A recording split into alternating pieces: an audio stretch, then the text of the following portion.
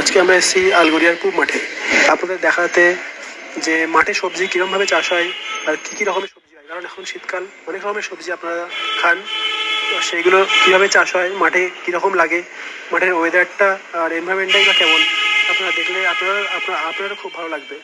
দেখুন আমার সামনে এগুলো সব হচ্ছে আলু গাছ আছে, তারপর ফুলকপি বাঁধাকপি সবই আছে।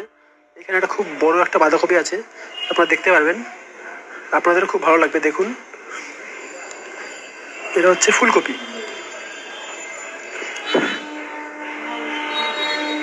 এটা হচ্ছে শালগম, খুব বড় একটা শালগম হয়েছে, একটায় 300-400 তো ওয়েট হবেই,